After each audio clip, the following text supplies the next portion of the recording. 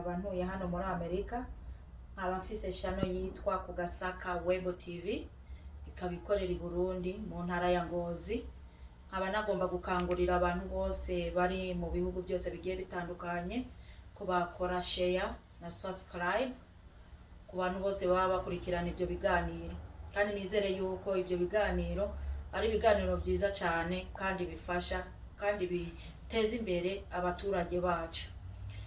Nkaba nifuzaga yuko abantu bose baba bari mu bihugu bigiye bitandukanye ko badushigikira bakadufata mu mugongo kugira ngo ubutabazi butagira imbibe buvuganira abantu b'abakene, kugira ngo turabe yuko abakene nabo bari mu Burundi bashobora kugira iki, kugira ngo barabe ko hari ico bashobora kwiteza imbere, cyane cyane nk'abantu b'imfuvyi, abagore batagira abagabo, abapfakazi, abana bacitse kwicumu, abana badafise imiryango. Ibyo byose nibyo dukora kandi n'ibintu bishimishije cyane. Nabasaba n'ukuri cyane abantu bazi ubuzima twabayemo, abantu bazi ingene twabaye muri Afurika, bose ko bakwikora mu mifuko canke bagakubita imyenge y'inzu bakarakora ico bakora.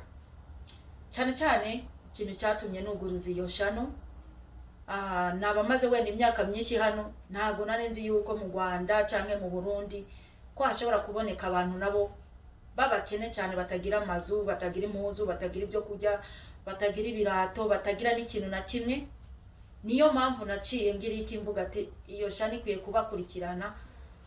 Ntabwo perezida yafasha abantu bose ngo azabashobore, ibiganiro byose ntiyaza bibona, ariko nyanavuze ati reka nanjye nemere nikore ku mufuko nk'abandi, ndabe ku Burundi bwacu natwe twavana abantu bose hasi, abantu bose bari hasi, kugira ngo nabo bamenyekane, n'abana bagende ku ishuri, abagore bafise ibibazo tubikemure. Ni ibintu byinshi cyane umuntu ategerezwa kuzakora.